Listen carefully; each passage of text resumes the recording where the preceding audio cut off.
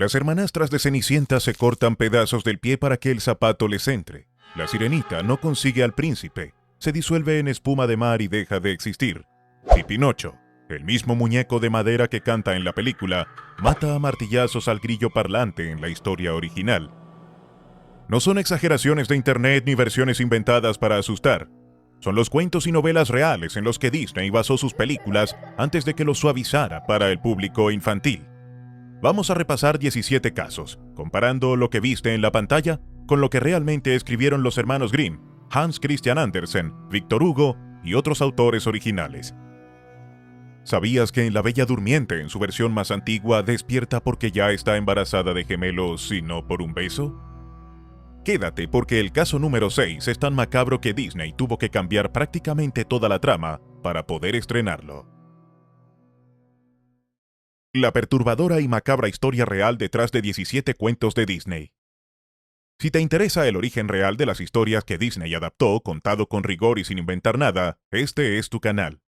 En Historia Inédita comparamos cada película con su fuente literaria original cita a cita. Suscríbete y activa la campana porque los casos que vienen a continuación son cada vez más oscuros. Número 1. La Cenicienta, el zapato que costó sangre. La versión que Disney adaptó en 1950 suaviza brutalmente el cuento recopilado por los hermanos Grimm en 1812, titulado Aschenputtel.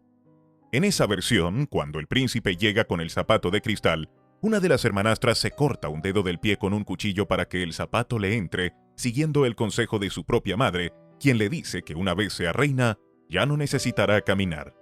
La otra hermanastra se corta parte del talón por la misma razón. En ambos casos, el engaño se descubre porque la sangre empapa el zapato y gotea mientras el príncipe las lleva a caballo. Pero el castigo no termina ahí. En la boda final de Cenicienta, dos palomas, las mismas que ayudaron a la protagonista a lo largo del cuento, se posan sobre las hermanastras y les arrancan los ojos, una por cada lado, dejándolas ciegas de por vida como condena por su crueldad y su engaño. Número 2. La Sirenita. El final sin príncipe ni felicidad. El cuento de Hans Christian Andersen, publicado en 1837, es mucho más cruel que la película de 1989.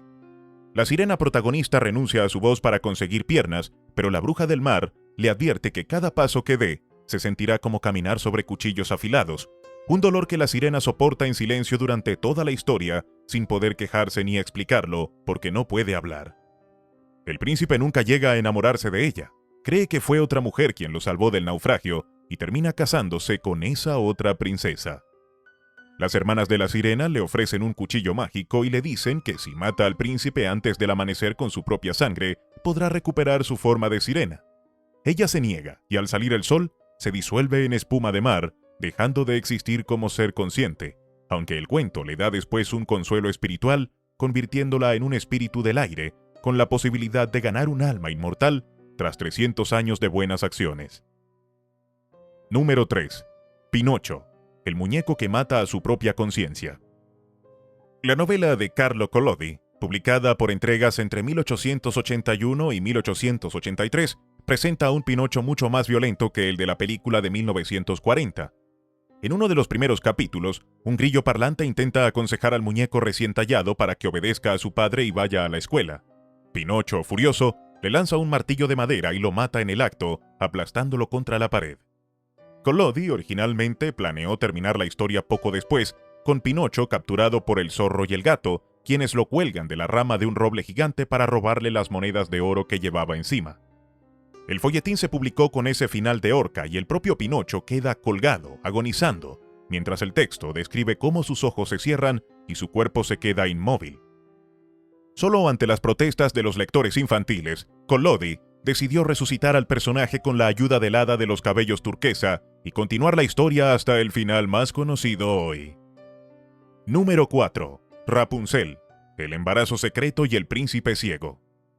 En la versión de los hermanos Grimm, publicada en 1812, Rapunzel no solo recibe visitas nocturnas del príncipe en secreto. Con el tiempo queda embarazada de gemelos sin darse cuenta de que algo cambió, hasta que un día le pregunta ingenuamente a la hechicera por qué su ropa le queda cada vez más ajustada en la cintura, revelando así el secreto sin querer. Furiosa, la hechicera corta la larga trenza de Rapunzel y la destierra a un desierto solitario, donde la joven da a luz a sus 2 hijos sola. Cuando el príncipe regresa a la torre y llama como siempre, la hechicera lo espera en la ventana y, tras burlarse de él, deja que se arroje o caiga desde lo alto. El príncipe sobrevive a la caída, pero aterriza sobre un matorral de espinos que le perforan ambos ojos y lo dejan completamente ciego. Vaga errante durante años hasta que, por casualidad, se reencuentra con Rapunzel y las lágrimas de ella al abrazarlo le devuelven la vista. Número 5. La Bella y la Bestia. La conspiración de las hermanas. La versión más elaborada del cuento, escrita por Jean-Marie Le Prince de Beaumont en 1756 a partir de un relato más largo de Gabriel Suzanne de Villeneuve, incluye una subtrama que Disney eliminó por completo. Bella pide permiso para visitar a su familia con la condición de regresar al castillo exactamente al cabo de una semana, un plazo que la bestia acepta con la advertencia de que si no vuelve a tiempo, él morirá de tristeza. Sus hermanas, envidiosas de la nueva vida cómoda de Bella, la convencen de quedarse más días de los acordados, con la esperanza secreta de que la bestia se enfurezca tanto por el incumplimiento que termine devorándola al regresar. Bella solo se salva porque sueña que la bestia agoniza en el jardín del castillo y regresa a tiempo para salvarlo.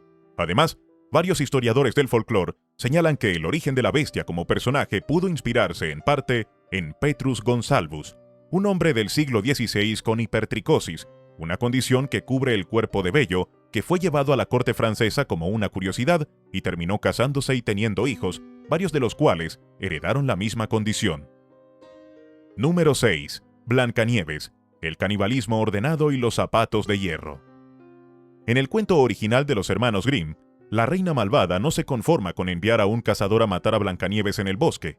Le ordena específicamente que le traiga como prueba el hígado y los pulmones de la niña para poder cocinarlos, sazonarlos con sal y comerlos ella misma, creyendo que así absorbería la juventud de su hijastra. El cazador, compadecido, mata en su lugar a un jabalí y le entrega esas vísceras a la reina, quien las devora sin sospechar el engaño. El final tampoco se parece al de la película de 1937.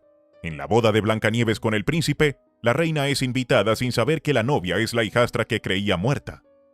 Al descubrir la verdad, los sirvientes le colocan en los pies un par de zapatos de hierro que han sido calentados al rojo vivo sobre las brasas y la obligan a bailar con ellos puestos hasta caer muerta ante la mirada de todos los invitados a la fiesta. Número 7. La Bella Durmiente, el rey que abusa de una mujer inconsciente. La versión más antigua conocida de este cuento no es la de Perrault ni la de los Grimm, sino Sol, Luna y Thalía, escrita por el napolitano Gian Battista Basile alrededor de 1634. En ella, un rey ya casado encuentra por casualidad a una joven llamada Thalía dormida por una maldición tras pincharse con una astilla de lino. Sin poder despertarla, el rey abusa sexualmente de ella mientras sigue inconsciente y se marcha, dejándola dormida en el castillo. 9 meses después, Thalía da a luz a 2 gemelos mientras continúa profundamente dormida. Son las propias hadas y una de las criaturas del castillo quienes cuidan de los bebés. Thalía finalmente despierta cuando uno de los gemelos, buscando alimentarse, le succiona por error el trozo de lino envenenado de un dedo, rompiendo así el hechizo. El resto del cuento sigue con la esposa legítima del rey intentando que los propios gemelos sean cocinados y servidos como comida a su padre, una trama que ni Perrault ni los Grimm conservaron en sus versiones posteriores, mucho más suavizadas. Número 8. Mulan, el final de suicidio que Disney nunca contó. El poema original conocido como El Cantar de Mulan, escrito probablemente durante la dinastía Wei del Norte entre los siglos V y VI, termina de forma sencilla.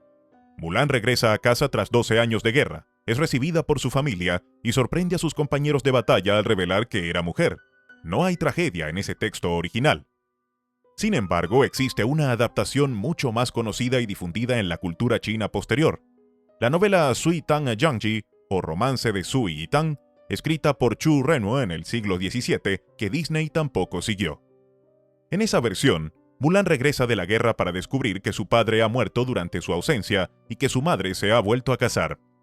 Poco después, el kan que gobierna la corte la convoca para convertirla en su concubina. Antes de aceptar ese destino, Mulan decide quitarse la vida en una escena que durante siglos formó parte de la versión más popular de su leyenda entre el público chino. muy distinta al final feliz que ambas películas de Disney, la de 1998 y la de 2020, decidieron mostrar. Número 9. Hércules, la masacre de su propia familia. El mito griego original, narrado por autores como Eurípides y Apolodoro, no tiene nada que ver con el villano Hades de la película de 1997. Es la propia diosa Hera quien, por celos hacia Hércules, hijo ilegítimo de Zeus, le provoca un ataque de locura divina en pleno estado adulto, ya casado y con hijos. Bajo ese trance de locura, Hércules mata con sus propias manos a su esposa Mégara y a sus hijos, creyendo en su delirio que estaba atacando a enemigos. Al recuperar la razón y comprender lo que había hecho, se le imponen los famosos 12 trabajos como forma de penitencia. Años después, su propia esposa Deyanira, engañada por el centauro Neso, le entrega sin saberlo una túnica impregnada en veneno que se adhiere a su piel y la quema hasta el hueso. Un dolor tan insoportable que Hércules termina construyendo su propia pira funeraria y arrojándose a las llamas para acabar con el sufrimiento. Número 10. Pocahontas, los hechos reales detrás del romance. A diferencia de los cuentos anteriores, este caso no proviene de un texto de ficción, sino de la historia real documentada. Pocahontas, cuyo nombre de nacimiento era Matoaka, tenía aproximadamente 10 u 11 años cuando conoció al colono inglés John Smith, muy lejos de la mujer adulta que canta junto al río en la película de 1995. No existe evidencia histórica sólida de ningún romance entre ambos. Años más tarde, en 1613, fue secuestrada por los colonos ingleses como rehén durante un conflicto con su pueblo, los Powhatan, y mantenida en cautiverio durante meses. Durante ese cautiverio se convirtió al cristianismo, tomó el nombre de Rebecca y se casó con el colono John Rolfe. Viajó a Inglaterra como parte de una campaña de propaganda para promover la colonización de Virginia y allí enfermó gravemente, probablemente de una infección respiratoria o disentería, muriendo en 1617 a los 21 años, sin poder regresar nunca a su tierra natal. Número 11. Peter Pan, el niño que mataba a los niños perdidos. En la novela Peter y Wendy, escrita por J.M. Barrie en 1911, el propio narrador menciona de pasada uno de los detalles más perturbadores de todo Nunca Jamás. Cuando los niños perdidos empiezan a crecer, lo cual está prohibido en ese mundo, Peter se encarga personalmente de reducir su número. Una forma velada de decir que los elimina para mantener intacta su pandilla de niños eternos. El propio libro también describe a Peter como un personaje moralmente ambiguo durante las batallas contra los piratas. En más de una ocasión, el texto deja claro que a Peter le resulta indiferente qué bando gana un enfrentamiento y que en ocasiones cambia de lado en mitad de una pelea solo por el placer de seguir jugando, sin ningún apego real hacia sus supuestos aliados. Esa faceta despiadada del personaje desapareció casi por completo en la adaptación animada de Disney de 1953. Número 12. Hansel y Gretel, el hambre medieval detrás del bosque. El cuento de los hermanos Grimm, publicado en 1812, refleja, según numerosos folcloristas, una realidad histórica muy concreta. Las grandes hambrunas medievales, especialmente la Gran Hambruna de 1315 a 1317, que obligó a muchas familias campesinas europeas a abandonar a sus hijos en los bosques porque no tenían forma de alimentarlos a todos. El abandono infantil y el canibalismo en tiempos de escasez extrema son temas documentados por historiadores de la época medieval. Sin embargo, existe una historia relacionada que resultó ser completamente falsa. En 1963, el escritor alemán Hans Traxler publicó un libro titulado La verdad sobre Hansel y Gretel, afirmando haber descubierto pruebas arqueológicas de que los hermanos habían sido en realidad panaderos adultos que asesinaron a una maestra pastelera del siglo XVII para robarle su receta secreta de pan de jengibre. El libro incluía fotografías, un supuesto manuscrito medieval y hasta atrajo excursiones escolares al lugar señalado. Meses después, Traxler confesó que todo era un engaño literario, incluidas las fotografías y los documentos históricos. Número 13. Aladín, los intentos de ejecución y el asesinato a puñaladas. El relato original de Aladino forma parte de Las Mil y Una Noches, aunque no aparece en los manuscritos árabes más antiguos de la colección, sino que fue incorporado por el traductor francés Antoine Galland a principios del siglo XVIII, quien afirmó haberlo escuchado de un narrador sirio. Curiosamente, esa versión original sitúa la historia en algún lugar de China, no en Oriente Medio, como imagina la mayoría del público tras ver la película de Disney de 1992.